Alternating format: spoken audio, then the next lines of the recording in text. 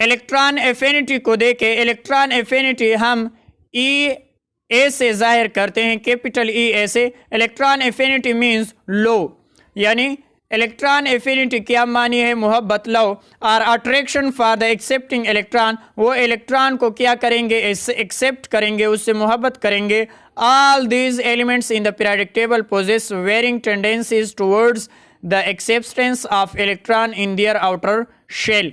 ये कहती हैं कि हम अगर एलिमेंट्स देखें पीरियोडिक टेबल में तो ऐसे टेंडेंसी रखते हैं towards the acceptance of electron, के वो इलेक्ट्रॉन को क्या करे, एक्सेप्ट करे इन देयर आउटर शेल, यानी आउटर शेल में वो क्या करे, इलेक्ट्रॉन को एक्सेप्ट करे। तो ऐसे एलिमेंट्स मौजूद है पीरियोडिक टेबल में। द न्यू इनकम इलेक्ट्रॉन, यानी एक अगर और इलेक्ट्रॉन नया आ जाता है आउटर मोस्ट शेल में, we absorb by the atom, और वो एटम एब्जॉर्ब कर दे उस इलेक्ट्रॉन को, is slightly bonded by the nucleus, तो वो न्यूक्लियस के साथ यानी बॉन्ड बना देगा और एक अट्रैक्शन होगा न्यूक्लियस के दरमियान of an atom to the attractive force, और एक फोर्स लगेगा द काजेज ऑफ यानी एवोल्यूशन ऑफ एनर्जी, तो इसमें यानी एनर्जी भी एवोल्यूट होगी। Thus the electron affinity of an atom is measured in the term of energy, तो इस वजह से हम यानी इलेक्ट्रॉन एफिनिटी को मेजर करते हैं इन द टर्म ऑफ एनर्जी के फॉर्म में। The minimum amount of energy released when an electron is added to the gaseous atom of an element in its outermost shell to form an anion is called electron affinity। यानी वो minimum energy, कम energy जो release होती है कब, जब electron added होती है gaseous यानी गैसियस एटम में एलिमेंट्स की आउटरमोस्ट शेल में, तो वो एनाइन फॉर्म में तब्दील हो जाएगा और इसको हम इलेक्ट्रॉन एफिनिटी कहते हैं। It is represented by E A, it is assign negative value and expressed in kilojoule पर मोल फॉर एग्जांपल, तो इसकी वैल्यू यानी नेगेटिव होगी और इसको हम यानी किलोजूल पर मोल में उसको ले सकते हैं। तो ये एक क्लोरीन है गैसियस फॉर्म में, किस फॉर्म में, गैसियस फॉर्म में, गैसियस फॉर्म में क्लोरीन हमने ले ली और इसको एक इलेक्ट्रॉन एडेड करते हैं तो वो इलेक्ट्रॉन को गेन करते हैं और हमें एनर्जी देती है। कितनी एनर्जी दे सकती है, -348.8 किलोजूल पर मोल एनर्जी रिलीज करती है। जब यानी इलेक्ट्रॉन एफिनिटी में जब एक एटम्स गैसियस एटम इलेक्ट्रॉन को गेन करती है तो वो एनर्जी को यानी रिलीज करेंगे, तो वो इतनी एनर्जी रिलीज करेंगे फिर इलेक्ट्रॉन को यानी एक्सेप्ट कर सकता है। The energy release by the addition of first electron is called first electron affinity, यानी जो एनर्जी उन्होंने रिलीज कर दी, जो एनर्जी उन्होंने रिलीज कर दी फर्स्ट इलेक्ट्रॉन एफिनिटी के दौरान, यानी फर्स्ट इलेक्ट्रॉन एफिनिटी के दौरान जिसने जितनी एनर्जी रिलीज कर दी उसको हम फर्स्ट इलेक्ट्रॉन एफिनिटी कहेंगे। The energy release by the addition of second electron, अगर हम सेकेंड इलेक्ट्रॉन उसमें एडेड करते हैं तो उसमें एनर्जी रिलीज नहीं होगी, तो फिर energy the energy release, the energy gain, तो उसको हम दोबारा एनर्जी देंगे, उन्होंने रिलीज लिखा हुआ है। The energy gain by the addition of the second electron is called second electron affinity, तो उसको हम सेकेंड इलेक्ट्रॉन एफिनिटी कहेंगे। By the addition of the first electron, अगर हम फर्स्ट इलेक्ट्रॉन एडेड करते हैं द एनर्जी इज रिलीज, तो उस वक्त एनर्जी रिलीज होगी। जब हम फर्स्ट इलेक्ट्रॉन उसमें एडेड करते हैं तो एनर्जी रिलीज होगी। But the addition of second electron, लेकिन अगर हम सेकेंड इलेक्ट्रॉन में उसको एडेड करते हैं require the absorption of energy, तो वो एनर्जी हमसे लेगी, वो एनर्जी को एब्जॉर्ब करेगी। पहले तो वो एनर्जी रिलीज करती है लेकिन दूसरा इलेक्ट्रॉन गेन करने के लिए वो एनर्जी को एब्जॉर्ब करेंगे। This energy is required to overcome the electron repulsion, तो ये इस वजह से एनर्जी की ज़रूरत हुई, रिक्वायर्ड हुई, क्योंकि इलेक्ट्रॉन की रिपल्शन है उसमें, तो इस वजह से हमें एनर्जी देनी पड़ी। फॉर एग्जांपल यानी अगर ऑक्सीजन को इलेक्ट्रॉन आप देते हैं तो गैसियस फॉर्म में, ऑक्सीजन गैसियस फॉर्म में अगर आप उसको एक इलेक्ट्रॉन देती है तो वो एनर्जी को यानी खारिज करेगी और जो खारिज करेंगे उसको हम एक्सोथर्मिक कहेंगे। तो ये -141 किलोजूल पर मोल एनर्जी खारिज करती है। लेकिन आप इस ऑक्सीजन को अगर सेकेंड इलेक्ट्रॉन एफिनिटी को ऐड करते हैं यानी और इलेक्ट्रॉन ऐड करते हैं तो उसको अब एनर्जी रिलीज करनी पड़ेगी या गेन करनी, तो पहले उसने तो रिलीज कर दी, दूसरी बार वो एनर्जी को रिलीज नहीं करेंगे क्योंकि क्या होगा, यानी इलेक्ट्रॉन इलेक्ट्रॉन रिपल्शन होगा और इसी वजह से इस इलेक्ट्रॉन को पसंद नहीं करेंगे। तो अगर हम लालच देते हैं और हम कहते हैं कि हम एनर्जी देते हैं, कितनी एनर्जी देते हैं 844 किलोजूल पर मोल, और जब जो एनर्जी हम देते हैं उसको हम एंडोथर्मिक प्रोसेस कहेंगे, जो एनर्जी हम देते हैं सिस्टम को उसको हम एंडोथर्मिक कहेंगे। तो इसको हमने एनर्जी दे दी तो उसने फिर इलेक्ट्रॉन को यानी गेन कर दिया। तो फर्स्ट इलेक्ट्रॉन को गेन करने के लिए सिस्टम एनर्जी रिलीज करती है, लेकिन सेकेंड इलेक्ट्रॉन को ऐड करने के लिए सिस्टम को हमें एनर्जी देनी पड़ती है, यानी हम उसको एनर्जी देंगे फिर वो इलेक्ट्रॉन को यानी गेन करेगा। इसके बाद factor affecting of electron affinity को देखें तो न्यूक्लियर चार्ज पर भी इफेक्ट होगा। जितना न्यूक्लियर चार्ज यानी ज़्यादा होगा तो वो अपने इलेक्ट्रॉन को यानी अपनी तरफ खींच सकता है। एटॉमिक रेडियस जितना ज़्यादा होगा तो इलेक्ट्रॉन को अपनी तरफ नहीं खींच सकता और जितना कम होगा तो वो इलेक्ट्रॉन को अपनी तरफ एक्सेप्ट करता है। शील्डिंग इफेक्ट जितना कम होगा तो इलेक्ट्रॉन को एक्सेप्ट कर सकता है। इतना इलेक्ट्रॉनिक कन्फिग्रेशन जितना यानी कम होगा, एस सबसे ज़्यादा, इसके बाद पी, इसके बाद डी और इसके बाद एफ, तो एस सबसे ज़्यादा अपनी तरफ इलेक्ट्रॉन को खींच सकता है। तो इसके बाद हम पढ़ते हैं atom with the smaller atomic radii. अगर एटम की एटॉमिक रेडियाई क्या है, स्मॉल है, ग्रेटर न्यूक्लियर चार्ज, तो अगर न्यूक्लियर चार्ज क्या है, ज़्यादा है, एंड पुअर शील्डिंग इफेक्ट और शील्डिंग इफेक्ट भी कम है, have usually high electron affinity value, तो उस वक्त इलेक्ट्रॉन एफिनिटी की वैल्यू क्या होगी, सबसे ज़्यादा होगी। ये क्या कहते हैं, सबसे ज़्यादा। सबसे ज़्यादा इसलिए होगी क्योंकि उसको इलेक्ट्रॉन की ज़रूरत है, वो इलेक्ट्रॉन को गेन कर सकता है। तो इलेक्ट्रॉन को गेन करने वाले को उसकी यानी इलेक्ट्रॉन एफिनिटी सबसे ज़्यादा होगी। इसमें आप कंफ्यूज ना हो जाए, यानी एटॉमिक रेडियाई अगर स्मॉल है और न्यूक्लियर चार्ज ग्रेटर है और पुअर शील्डिंग इफेक्ट है तो इलेक्ट्रॉन एफिनिटी हाई होगी, हाई इलेक्ट्रॉन एफिनिटी वैल्यू होगी। तो आप क्लोरीन को देखें तो क्लोरीन के पूरे पीरियोडिक टेबल में सबसे ज़्यादा इलेक्ट्रॉन एफिनिटी है। क्यों सबसे ज़्यादा इलेक्ट्रॉन एफिनिटी है, यानी वो इतनी एनर्जी को यानी रिलीज कर सकते हैं, लेकिन वो कहते हैं कि हमें इलेक्ट्रॉन दे दो।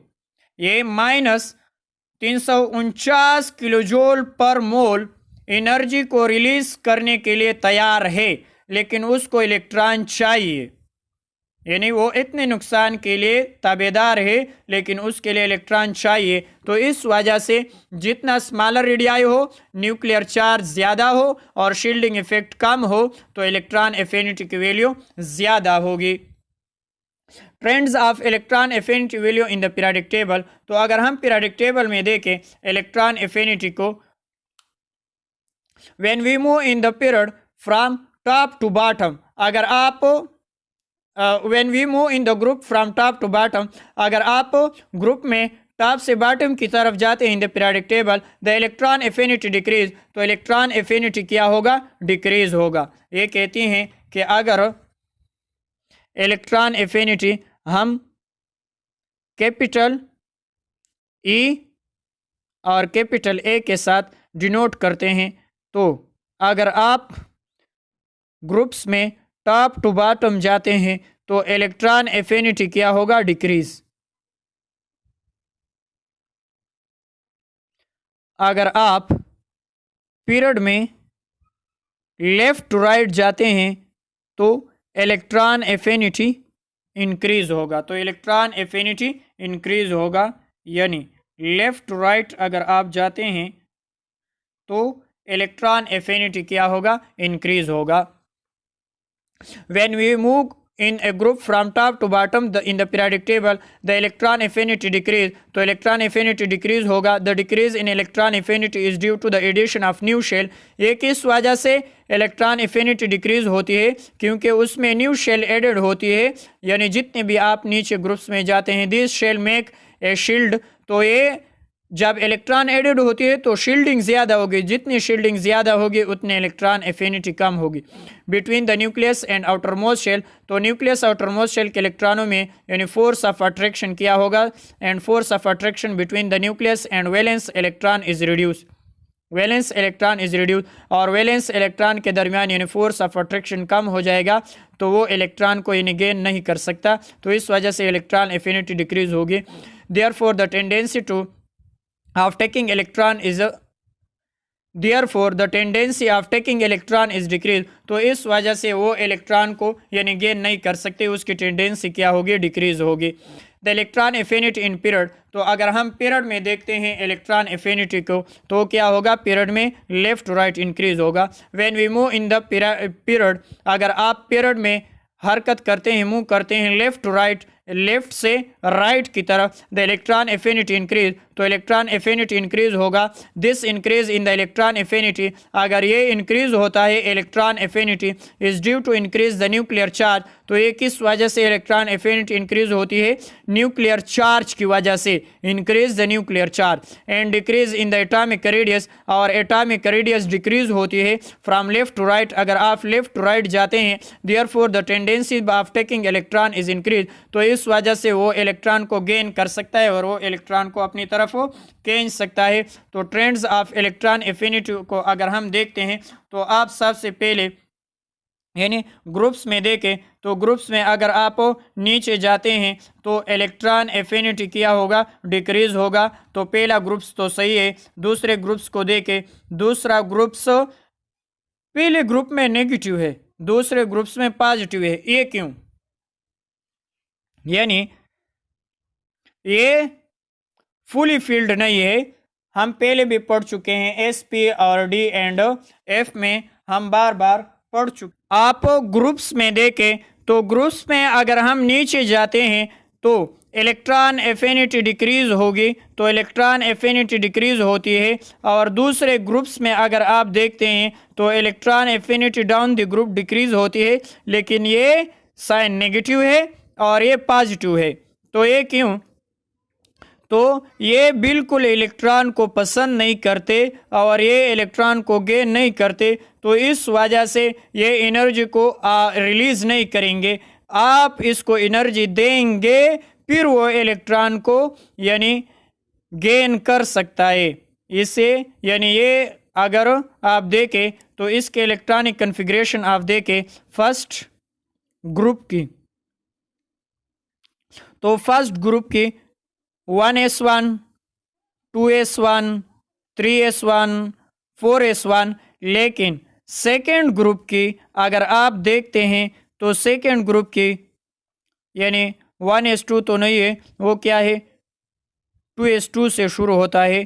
तो 2s2,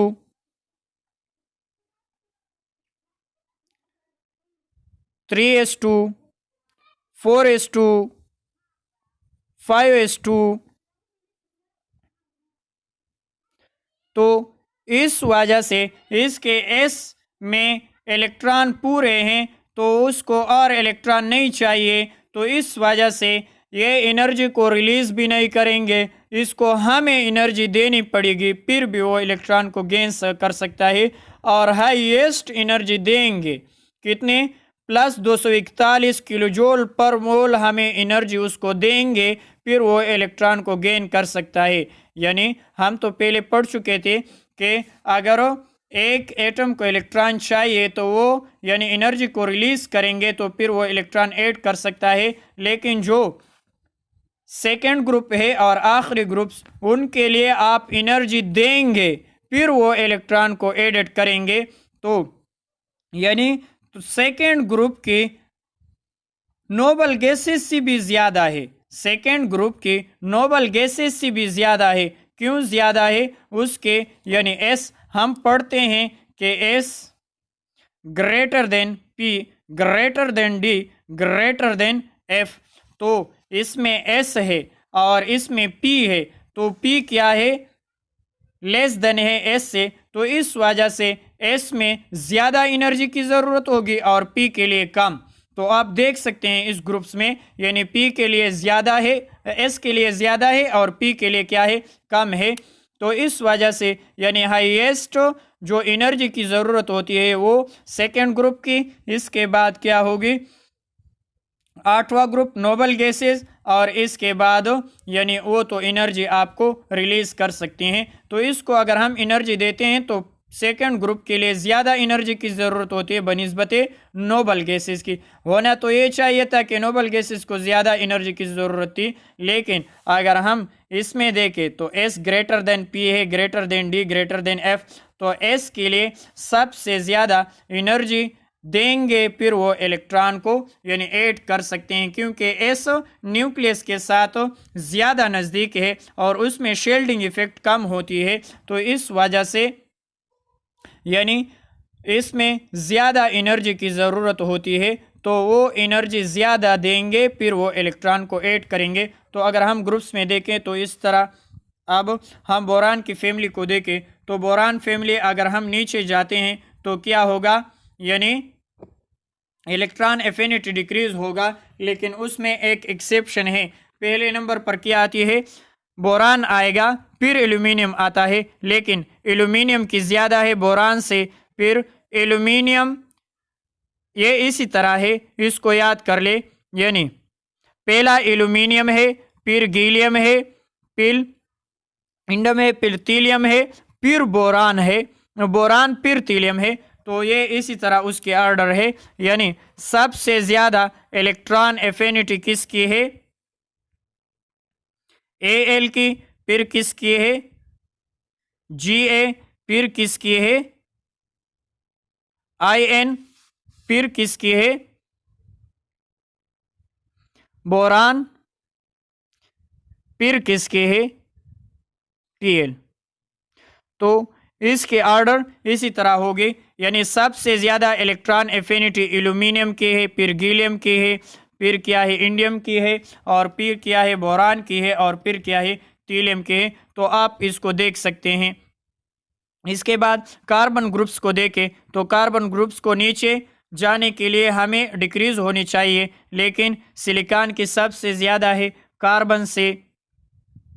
इसी तरह यानी ये पहले नंबर पर है, ये दूसरे नंबर पर, ये तीसरे नंबर पर, ये चौथे, ये पांचवें नंबर पर। इसमें थोड़ा फ़र्क नहीं, लेकिन इसमें ज़्यादा फ़र्क थी। यानी सबसे पहले एल्यूमिनियम इसी तरह थी, लेकिन इसमें ज़्यादा फ़र्क नहीं है। सिलिकॉन सिर्फ कार्बन से ज़्यादा है, तो सिलिकॉन की ज़्यादा है, फिर कार्बन है, फिर यानी Ga, फिर Sn है, फिर B है।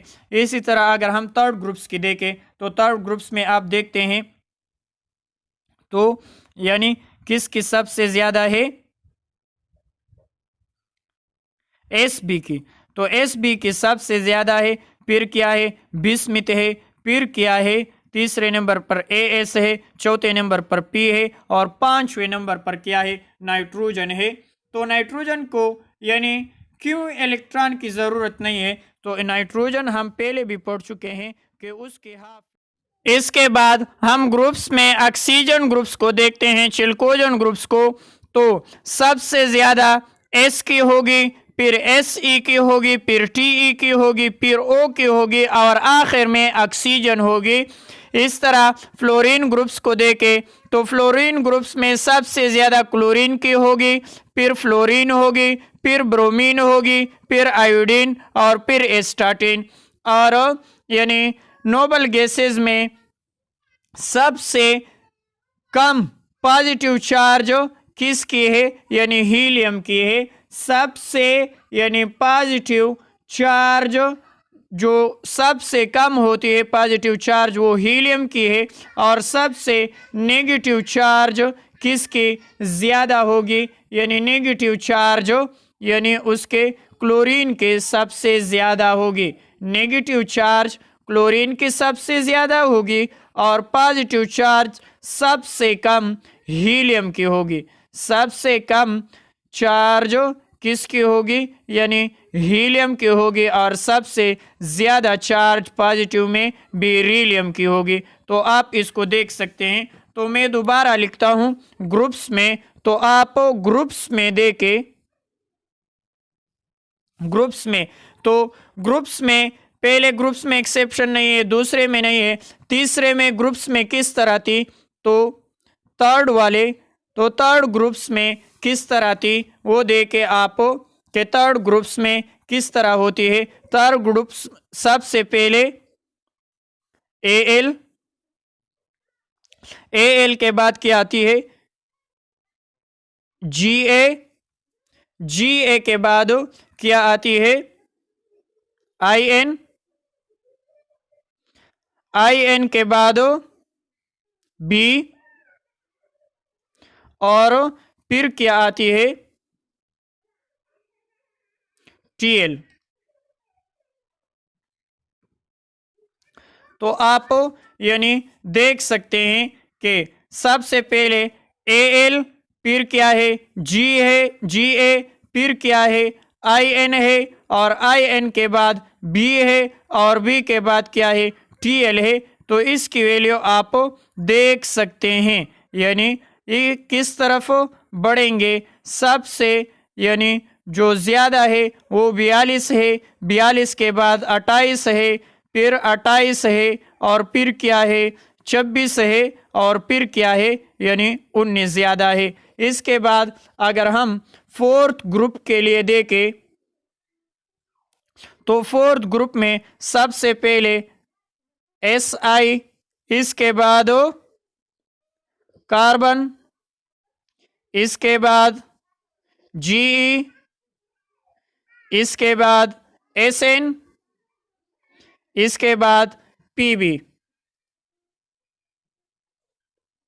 तो आप इसको यानी देख सकते हैं, सबसे पहले 134, 134 के बाद 122, 122 के बाद 119, 107 और 35, और फोर्थ यानी ये पी ब्लॉक में,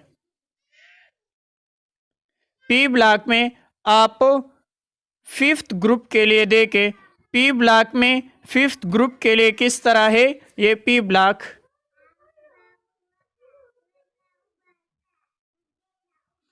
पी ब्लॉक में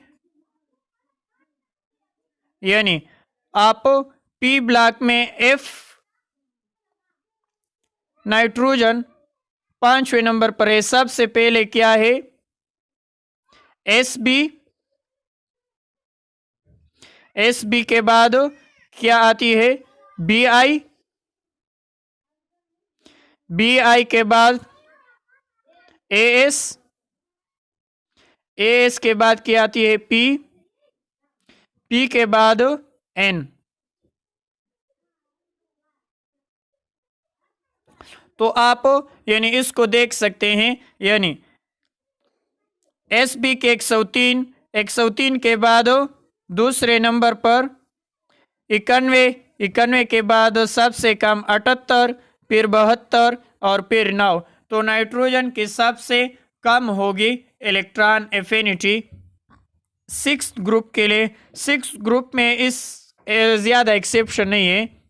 तो सिक्स ग्रुप हम देखते हैं, सबसे पहले एस, फिर एस ई, फिर टी ई, फिर पी ओ,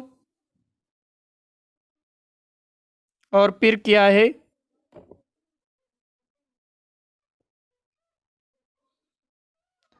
ऑक्सीजन। ठीक है, तो एस, एस ई यानी 200, 195, 190, 183 और 141। तो आखिर में क्या आती है ऑक्सीजन। इसी तरह अगर हम सेवंथ ग्रुप के लिए देखें, तो सेवंथ ग्रुप में सबसे पहले क्लोरीन, फिर फ्लोरीन, फिर ब्रोमीन, फिर आयोडीन, फिर एस्टाटिन। तो आप देख सकते हैं क्लोरीन की सबसे ज़्यादा है, फिर फ्लोरीन है, फिर ब्रोमीन है, फिर आयोडीन है, और फिर एस्टाटिन है। तो ये ग्रुप्स में यानी मैंने ऑर्डर बताई कि किस तरह ऑर्डर होगी, तो आप ग्रुप में इसी तरह इसके ऑर्डर देख सकते हैं। इसके बाद देखें फर्स्ट ग्रुप और थर्ड ग्रुप के कंपैरिजन। तो फर्स्ट और थर्ड ग्रुप्स हम कंपेयर करते हैं। तो फर्स्ट ग्रुप के एलिमेंट्स ये हैं, थर्ड के ये है।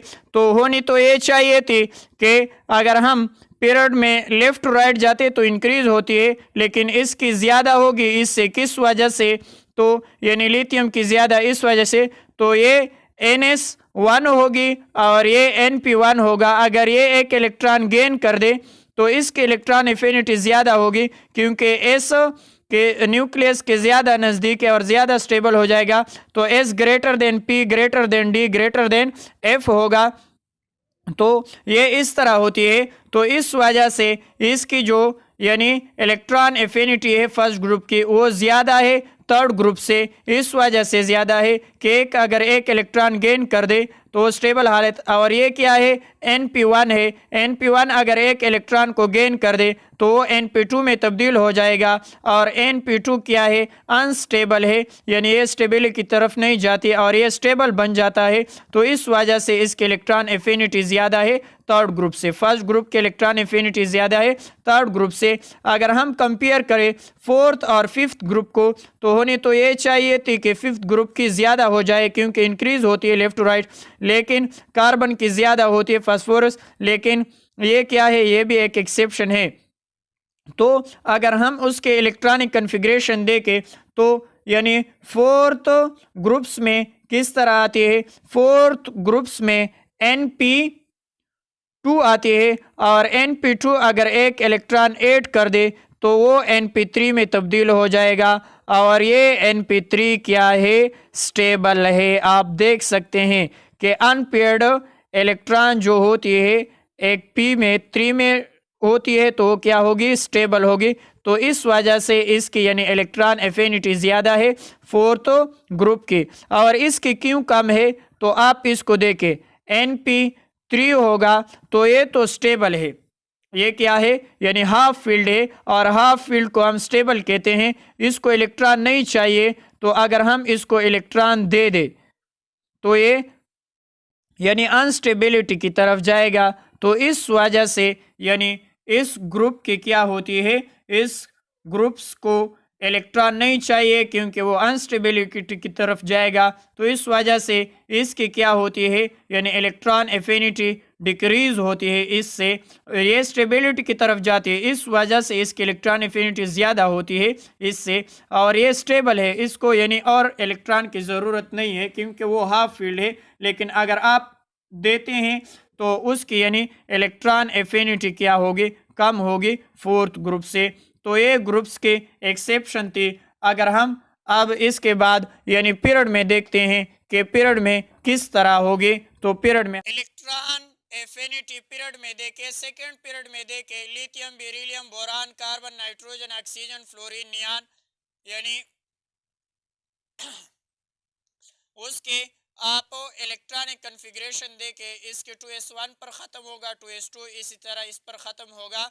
तो ये सबसे कम होगा, फिर ये फिर नाइट्रोजन, फिर बोरान, फिर लिथियम, फिर कार्बन, फिर ऑक्सीजन, फिर फ्लोरीन। तो फ्लोरीन की सबसे ज़्यादा होगी। फ्लोरीन की सबसे ज़्यादा इलेक्ट्रॉन एफिनिटी इस वजह से होगी कि वो इलेक्ट्रॉन को गेन करेंगे तो सबसे ज़्यादा होगी। फिर क्या हो गया, ऑक्सीजन होगा, ऑक्सीजन के बाद कार्बन होगा, ऑक्सीजन के बाद कार्बन, यानी कार्बन की ज़्यादा होती है। और नाइट्रोजन की इसलिए कम होती है कि वो यानी हाफ फील्ड है, यानी जो हाफ फील्ड होती है वो स्टेबल होती है। तो ये हाफ फील्ड की वजह से स्टेबल है, ये इलेक्ट्रॉन को नहीं गेन कर सकते। और ये फुली फील्ड है तो फुली फील्ड भी क्या होती है स्टेबल होती है। तो इस वजह से ये आखिरी में आती है।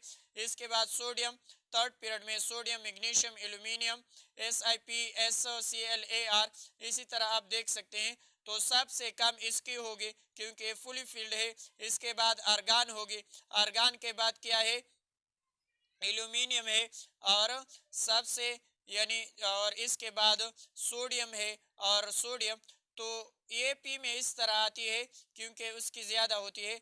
इस वजह से आप इसके तो आप इसी तरह आपको ऑर्डर में देख सकते हैं इन सब को। अगर हम यानी थर्ड और सेकेंड पीरियड को आपस में कंपेयर कर दे तो किस तरह कंपेयर होगा, सेकेंड और थर्ड पीरियड, Na की कम, फिर P, फिर कार्बन, फिर Si, फिर O, फिर S, फिर F, और सबसे ज्यादा किसकी होगी इलेक्ट्रॉन एफिनिटी, क्लोरीन की होगी। तो सबसे ज्यादा इलेक्ट्रॉन एफिनिटी किसकी आई, क्लोरीन की आई, नाइट्रोजन के सबसे कम थर्ड पीरियड में। इसी तरह यानी ये सेकेंड और थर्ड पीरियड की कंपैरिजन है। इसी तरह अगर हम पीरियोडिक टेबल में सबसे ज्यादा यानी सबसे ज्यादा इलेक्ट्रॉन एफिनिटी किसकी है, क्लोरीन की है, और सबसे कम इलेक्ट्रॉन एफिनिटी बेरिलियम की है। पॉजिटिव साइन में सबसे ज्यादा बेरिलियम की है और पॉजिटिव साइन में सबसे कम किसकी है, हीलियम की है। तो आप पीरियोडिक टेबल में देख सकते हैं कि किस तरह होगी। तो पीरियोडिक टेबल में आप देख ले, यानी हम ग्रुप्स में बार बार पढ़ चुके हैं। तो ग्रुप्स में ये एक एक्सेप्शन है कि बी आई की क्या है, यानी ग्रेटर देन है पी बी, बाकी ये सब क्या है, ग्रेटर देन है इससे, क्योंकि ये क्या है, हाफ फील्ड है, और हाफ फील्ड क्या होती है, स्टेबल होती है। तो इस वजह से यानी इस ग्रुप की यानी इलेक्ट्रॉन एफिनिटी ज्यादा है इससे, लेकिन बिस्मिथ एक एक्सेप्शन है, और ये भी, और इसी तरह ग्रुप्स में और इसी तरह कोई एक्सेप्शन जो है वो मैंने बता दे सब। तो पीरियड में आप देख सकते हैं, पीरियड में मैंने बता दे ऑर्डर, तो ऑर्डर किस तरह होगी मैंने यानी सब पीरियड में बता दे कि सबसे यानी पहले पर क्या आएगा, सबसे पहले क्या आएगा यानी बी ई, फिर क्या होगी यानी बी ए के बाद एन ई होगी, और एन ई के बाद क्या होगी यानी नाइट्रोजन, नाइट्रोजन के बाद चौथे नंबर पर क्या आती है, बी आती है, फिर एल आई, यानी नाइट्रोजन के बाद क्या आती है, बी आती है, फिर एल आई, और एल आई के बाद क्या आती है, सी आती है, और सी के बाद ऑक्सीजन, और ऑक्सीजन के बाद क्या आती है, फ्लोरीन। तो ये एक ऑर्डर है। और थर्ड पीरियड में देखें, थर्ड पीरियड में यानी सबसे कम क्या होगी, मैग्नीशियम, फिर आर्गन, आर्गन के बाद सबसे कम किसकी होगी, एल, एल की सबसे कम है, एल के बाद क्या है, एन ए की सबसे कम है, एन ए के बाद फिर सबसे कम किसकी है, पी की है, तो आप पी की देख सकते हैं, फिर पी के बाद एस आई, एस आई की भी देख सकते हैं, इसके बाद एस आती है, तो एस की भी आप देख सकते हैं, और सबसे ज्यादा किसकी होगी यानी क्लोरीन की होगी। तो पूरे पीरियोडिक टेबल में क्लोरीन की इलेक्ट्रॉन एफिनिटी सबसे ज्यादा है, और सबसे कम किया है यानी आप देख सकते हैं कि सबसे कम उसकी होगी, जो सीजियम को आप न देखें कि सबसे कम इसकी है, सबसे कम उसकी होगी जो नोबल गैसेस है, लेकिन सबसे कम थर्ड जो सेकेंड ग्रुप है, सेकेंड ग्रुप्स को हाफ फील्ड उसके पूरी है, यानी फुली फील्ड है, हाफ फील्ड भी नहीं है, सेकेंड ग्रुप्स फुली फील्ड है। इस वजह से ये इलेक्ट्रॉन को पसंद नहीं करते, क्योंकि आप NH2 तो इसको इलेक्ट्रॉन की ज़रूरत नहीं है, इस वजह से इसकी इलेक्ट्रॉन एफिनिटी सबसे कम होती है, और इसकी क्या होती है, NP6। तो NP6 क्या है, NS से NS2 ग्रेटर देन है NP6 से, तो इस वजह से इसकी वैल्यू क्या है, पॉजिटिव में ग्रेटर देन है इससे, ये इस वजह से ग्रेटर देन है। ठीक है, इसको आप याद कर ले। तो मैंने सब बताई, आप इस की यानी अच्छी तरह पिक्चर ले सकते हैं, और मैंने सबको बता दी कि किस तरह होती है, और कौन कौन से एक्सेप्शन है उनकी भी यानी मैंने निशान कर दिए। तो अगर आप बात को अच्छी तरह नहीं समझ सकते तो इस निशानों को देखें कि किस तरह होगी, और बाकी कम और ज़्यादा आप खुद निकाल सकते हैं। तो ये इलेक्ट्रॉन एफिनिटी की टॉपिक ख़त्म हो गई। अब हम क्या शील्डिंग इफेक्ट की तरफ जाएंगे।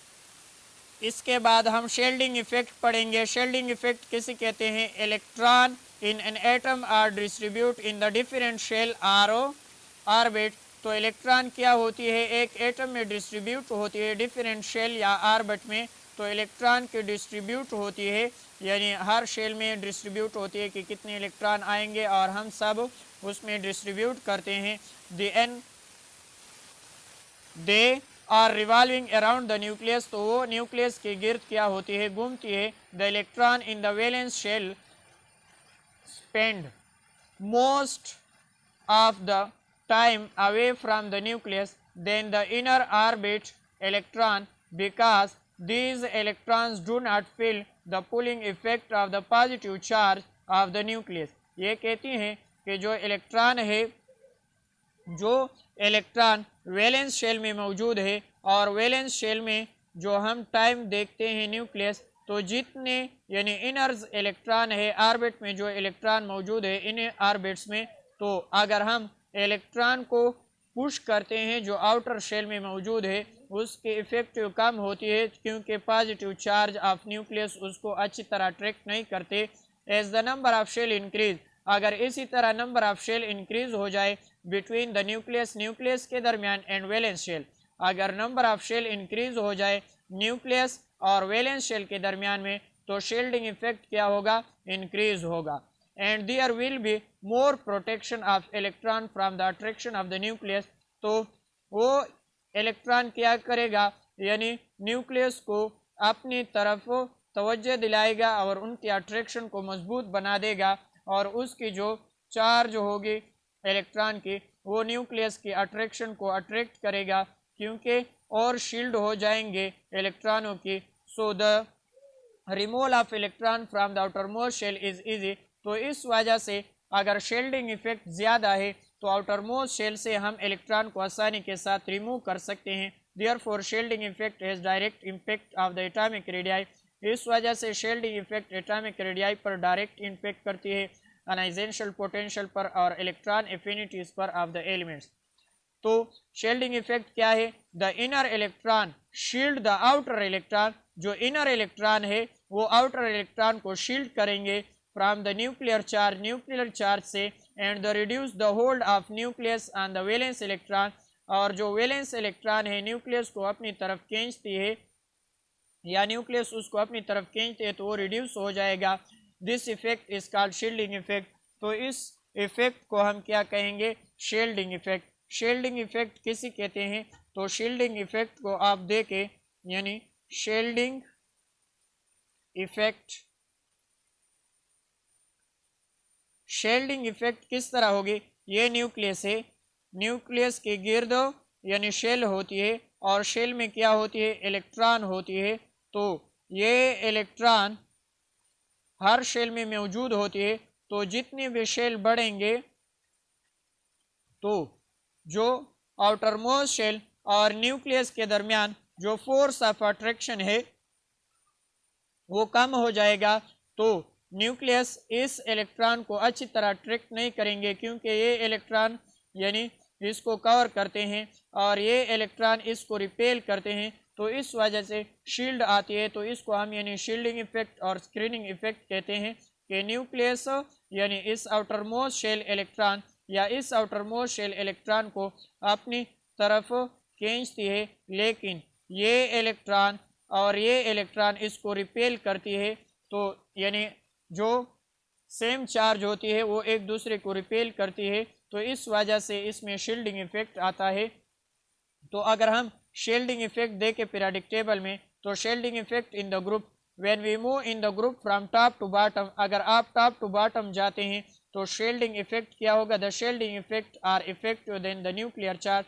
तो शील्डिंग इफेक्ट क्या होगा, अगर हम टॉप टू बॉटम जाते हैं तो शील्डिंग इफेक्ट क्या होगा, इंक्रीज होगा, शील्डिंग इफेक्ट इंक्रीज होगा. अगर हम टॉप टू बॉटम जाते हैं तो शील्डिंग इफेक्ट क्या होगा, यानी इंक्रीज होगा. When from top to bottom the shielding effect more effective than nuclear charge, this is because a new shell is added, इस वजह से कि नए शेल यानी एडेड होती है. When move from the down in the group, अगर आप ग्रुप्स में नीचे जाते हैं, the shell screen the valence electron, तो इस वजह से जो वैलेंस इलेक्ट्रॉन है उसमें यानी शेल होती है होल्ड टू द न्यूक्लियस, और वो न्यूक्लियस को अपनी तरफ अच्छी तरह नहीं खींच सकती. This causes are decrease in the ionization energy, तो इस वजह से अनाइजेशन एनर्जी क्या होती है, डिक्रीज होती है down the group. And electron affinity, और इलेक्ट्रॉन एफिनिटी क्या होती है, यानी वो भी क्या होती है, डिक्रीज होती है of the elements down the group में. तो शील्डिंग इफेक्ट अगर हम पीरियड में देखते हैं, when we move in the period from left to right, अगर आप पीरियड में लेफ्ट टू राइट जाते हैं, द नंबर ऑफ इंक्रीज, तो नंबर एटॉमिक नंबर क्या होती है, इंक्रीज होती है। तो लिथियम देखे, सोडियम को देखे, सीजियम को देखे, ये ग्रुप्स में बताए हुए हैं, ये पीरियड में रखे हुए हैं लेकिन ये ग्रुप्स की है, लिथियम, सोडियम, सीजियम। तो सीजियम के एटॉमिक साइज सबसे ज़्यादा होती है, तो इसमें यानी शेल्डिंग इफेक्ट सबसे ज़्यादा होगी। ये पीरियड में उन्होंने शक्ल बनाई हुई है लेकिन ये ग्रुप्स की है, ये ग्रुप्स के शक्ल उन्होंने बनाई हुई है।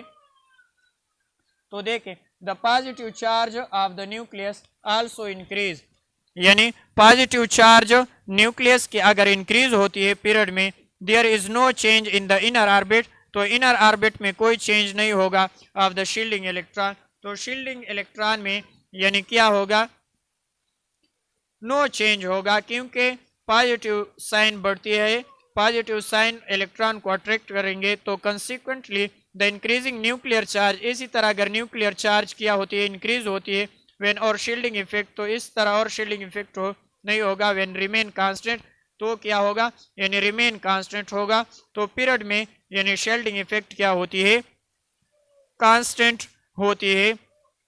यानी अगर न्यूक्लियस इंक्रीज होती है, उसकी चार्ज, पॉजिटिव चार्ज इंक्रीज होती है न्यूक्लियस, तो जो चार्ज है no change in the inner orbit, तो इनर ऑर्बिट में कोई चेंज नहीं आएगा, यानी उसमें पावर ज्यादा हो जाएगी न्यूक्लियस की, तो शेल्डिंग इलेक्ट्रॉन होंगे वो कम होंगे। तो इसी तरह इंक्रीज होगा न्यूक्लियर चार्ज, तो शेल्डिंग इफेक्ट क्या होगा, कांस्टेंट रहेगा।